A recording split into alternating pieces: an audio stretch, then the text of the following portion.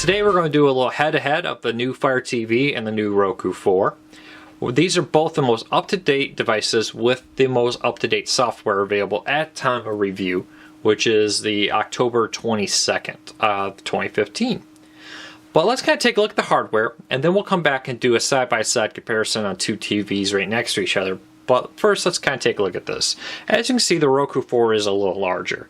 If that size is an issue, the Fire TV may be what you want. You can see it is small, noticeably smaller, but not significantly there, so that it would prevent any massive difference there. Now, the Roku 4 does have a nice feature. It has a Find My Remote. You press this little button here, and on the remote, there's a little speaker here that will start making a pinning sound, allow you to find your remote. That would actually have been nice when I was setting this up. I couldn't find the Fire TV remote. I found my old Fire TV remote, had to do some hunting around, but then I found it. Having a Find My Remote feature is nice. I have a 2-year-old. She hides the remote. She puts it in the toy chest. She puts it in the couch, all over the place. So that's a huge little benefit there. I think even if you don't have kids, finding the remote is a nice feature. Let's kind of look at the device itself. Now, the Roku 4 has one additional port on it that the Fire TV does not, and it's the optical audio out. The old Fire TV model had the optical audio out, but the Roku 4 or 3 did not. Now the Roku 4 does. So if you have a sound bar, surround sound, some type of sound system that requires an optical audio out, you're going to want the Roku 4. Fire TV 2, we'll call it, swapped out the optical audio for a micro SD slot. The Roku 4 also has that. They both have a USB port. It's kind of nice that the Roku 4 puts it on the side. Maybe it's just my personal opinion, but I kind of like it when it's not right next to all these devices. I'm putting a big thumb drive in there with some files. It's kind of nice not to have, you know, the USB kind of on top of everything, but the Fire TV did do a good job of putting it next to the micro SD slot, so that you still could kind of cover that up a little bit and use both. So that's a nice feature. But I think the optical audio and the Find My Remote feature on the Roku 4 kind of gives the edge a little bit for the hardware of the box itself to the Roku 4. If you have a surround sound system, you're definitely going to want this device over the other one. And if you lose your remote a lot, you're probably going to want the Roku 4. Well, let's take a look at the actual remotes. Now, there's a lot of similarities here. They both offer voice search.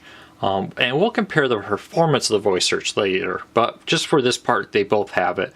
Play, pause, home, the OK. It's all pretty much here. Now, a couple of little differences. You know, the D-pad here is pretty straightforward, where this is kind of a circular one with a middle OK button. Doesn't seem a lot, but if you're giving this to your grandparents, the Roku 4 may be a little easier in that. The Roku 4 does have a built-in headphone jack, which allows for private listening with a volume control on there. If somebody's hard of hearing, or you like to watch a show while your kids are in the same room making a lot of noise, you're watching some football, your spouse is sleeping next to you in bed, your significant other, that's kind of nice to have the headphone jack on the Roku 4. But the main thing that I think really makes the Roku 4 stand out is the quick buttons. You got Netflix, Amazon, Sling, and radio. I kind of miss it when it was Hulu on there, because that brought you the top 3 streaming services in the country, or at least for the United States. But these quick buttons, I gave this to my parents. They love it. You know, if they want to watch Netflix, they press the button on Netflix, and they're there. And then they can browse around and not have to go through menus, find the app section, and so forth. So having the quick buttons is pretty nice. So as far as remote goes, I'm going to go with the Roku 4 for the remote. The headphone jack is kind of something you either going to use it or you're not. Personal opinion, but having the option of it there is really nice. The quick buttons goes to the Roku 4, because my 2-year-old daughter can use it. My 2-year-old daughter knows that if she wants to watch Dora, she hits the Amazon button, she scrolls down a few times, and there's Dora. Kind of wish she wasn't that smart now, but she is. My 2-year-old daughter can do it. My parents can do it. They can easily use the Roku with the quick buttons. No questions about which device. They just want Netflix and they want Amazon, and that's it. And the Roku 4 does that for them. So remote and device features, I go with Roku 4. The Find My Remote feature, the optical audio for surround sound and sound bars is nice. the headphone jack, the quick buttons, Roku 4 is the winner there. If space is really an issue, the Fire TV may be the better option, but I really don't think that the size difference is that great. Yeah, I mean, you can see that even the boxes are considerably bigger on the Roku 4, but I just don't think that should be, for a majority of people, a hang up enough to take the Fire TV and rank it over the Roku 4 when looking at features of the physical hardware. So I will now set up a side-by-side test. We'll come back here and look at the user experience of using the two devices. So let's do our side-by-side comparison. On the left we have the Roku 4, and on the right we have the Amazon Fire TV 2. Now the user interface is really kind of a mixed bag. Both of them have pluses and minuses, and it's going to kind of come down to your personal opinion. There are a few areas that each of them stand out in. The Fire TV offers free time, which will allow you to set limitations on when your kids can watch it and when they cannot. And then the the Roku 4 offers the My Feed, which is a nice service that allows you to say, hey, I want to know when the next episode of Bob's Burgers is available, and it'll show you all the places you can get it, how much they cost. Like, oh, new episode of Bob's Burgers on Amazon Instant. I got a season pass there already. You know, look, right here, the 3 episodes that have already come out this season of Bob's Burgers brought me right there. They both are, of course, except a little different. The Roku 4 is kind of, I think most people agree, a little bit of a cleaner, a little simpler interface, a little bit more straightforward, where the Fire TV puts a lot more content up in front of you on the home screen, especially since it's integrated with the Amazon store, and it's got all the Prime originals and exclusives and featured games and so forth, all right there on the home screen. Where on the Roku, it just shows you what apps you've installed. They both have ads on, as you see on the right there for the Roku and at the top for the Fire TV. But I really do like the My Feed. I think that's kind of a killer feature that a lot of people don't appreciate. You can even go in here and say, I want to know when this movie's going to come out. I really want to see the Tom Hanks new movie, Bridge of Spies. I read the book, so I just said follow it. I don't want to pay $12 plus another $10 for food. $22, $24 with tax is a lot to go see a movie by yourself, or you bring a family member. Now you're talking $40, $50 for a movie date. So I'm just going to say, hey, when this becomes available on the Roku through any of the services they have, just let me know, and I'll get a notification saying, that movie's available. Ted 2. I want to know when the next American Dad season comes out. It will notify me. That's a really nice feature. It will also tell you when new episodes of seasons come out, when there's a price change. Let's say the Fantastic Four comes out, and then a few weeks later it goes on sale. I'll get a new BPay. You may have now wanted to pay $6 for this movie, but it's now available for rent for $3 or whatever they're charging. So that's a nice feature. Amazon does offer a lot of nice features. One of the annoying things, I think, is the inability, once you get into one of these rows, you got back all the ways out.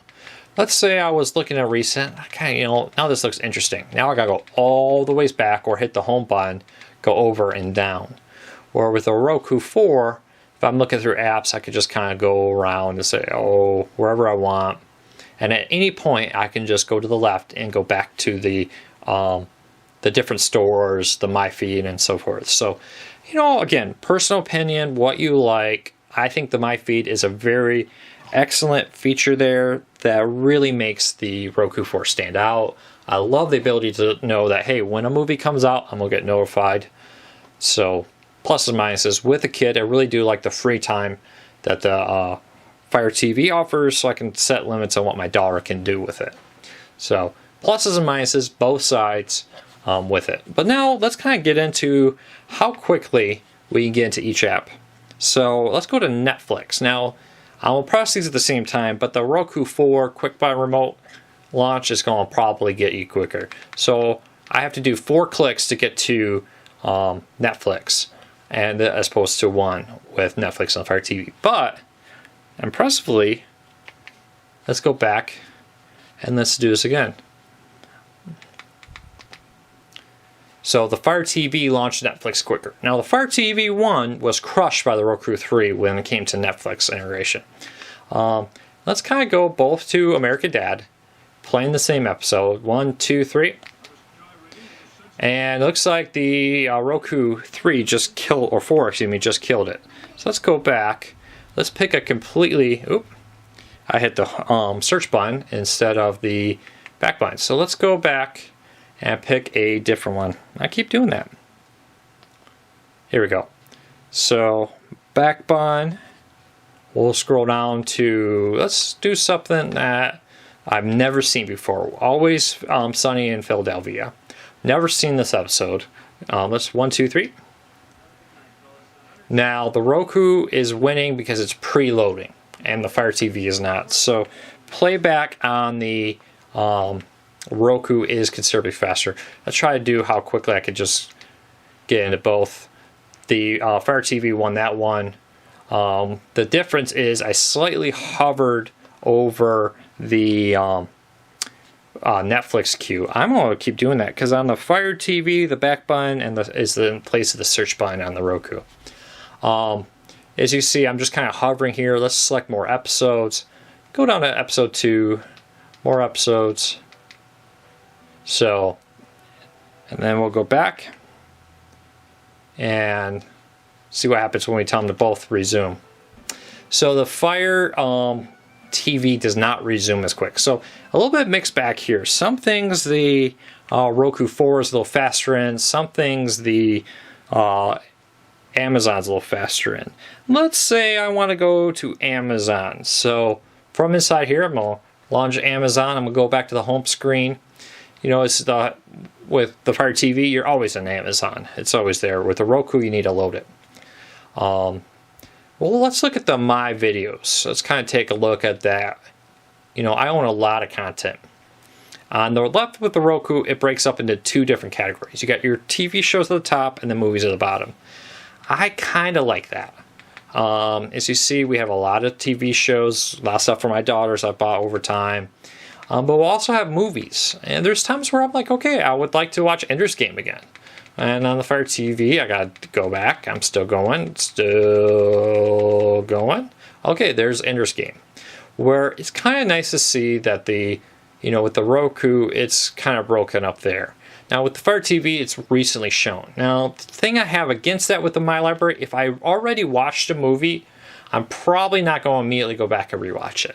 So showing me recently shown or recently viewed when I'm watching a movie or looking at movies is probably not the best place to start. But so that's kind of a here or there. They both offer the different categories. Let's kind of go back to the home screen. As you can see, what to watch next, featured, original primes and exclusive, new release. They're a little different order here, but you get the idea. They both have the categories here that each other have, and they're pretty similar. Like shop new release movies are exactly the same across the 2 here. Again, though, once you go into that, you can't just say, okay, well, new release movies is interesting, but right below I see shop latest TV shows. With the Fire TV, I have to go all the ways back and then find that category, which is a little different. So a little bit here, a little bit there. I do think that the Fire TV lacks one thing, and that is your video library. It's where I spend a lot of my time. Is not nearly as nice as the Roku 4 when it comes to Amazon. Its own service there, which is kind of amazing. I really do like the ability to have it top and bottom on the Roku 4, as opposed to one big list that's both TV shows and movies all mixed together. Let's go back to the home screen here and let's test out the voice search. Let's search for the same thing at the same time. King of the Hill.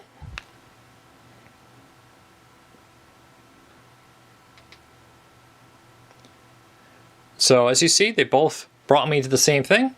Of course, now the difference being that the Fire TV brought you to the Fire TV store, where the Roku kind of give you a list. Let's do this again. The Simpsons. A little extra step there to confirm what you want. So I want to look at the Simpsons movie. Let's see everywhere the Simpsons movie is. So I can see it's available on, I can add to my file on Roku, Amazon, MGO, Vudu, Cinema Now. If I click on this for the Fire TV, all I see is the Fire or the Amazon.com, which in this case was the cheapest, but it's not always the cheapest. So let's kind of go in there. But I kind of like the ability that the voice search does universal over on the, all the apps, all the prices. Let's kind of do this. Let's do a TV show. Bob's Burgers. So right here, Bob's Burgers. Let's do season 5, and I can see all the different options. I can see season 5 only has 2 episodes left on Hulu, 5 on Fox Now. I can see 21 and 21 for Vudu and Amazon and so forth, and Cinema Now. So it's kind of nice to say, you know what? I have a Hulu Plus subscription. I'm gonna watch it there. Even though I have Hulu Plus also set up on the Fire TV, it does not show me that. So let's head back on out and take a look at one more feature. What is the weather outside? The Roku 4 does not show such information. No sports, no weather, no news, traffic, any of that. Where the Fire TV does. Now, I'm not sure how attractive that is really for me because I have it on my phone. I'm not going to really be stopping a movie to look at this on the Fire TV. I'll just grab my phone and pull it up that way. So, it's a cool feature that the Fire TV has with the voice search to bring that up.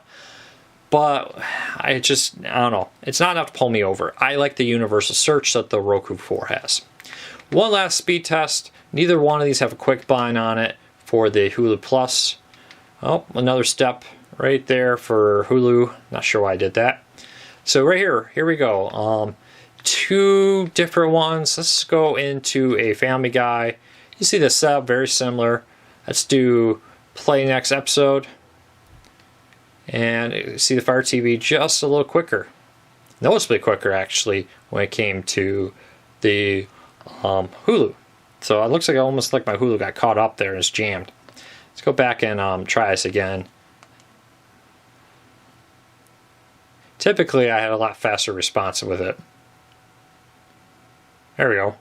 Still, Fire TV wins that battle. Hulu is noticeably a little quicker on the Fire TV over the Roku 4. So speed-wise, they're very similar. I think the Roku 4 does offer higher quality 4K streaming, so that's a plus.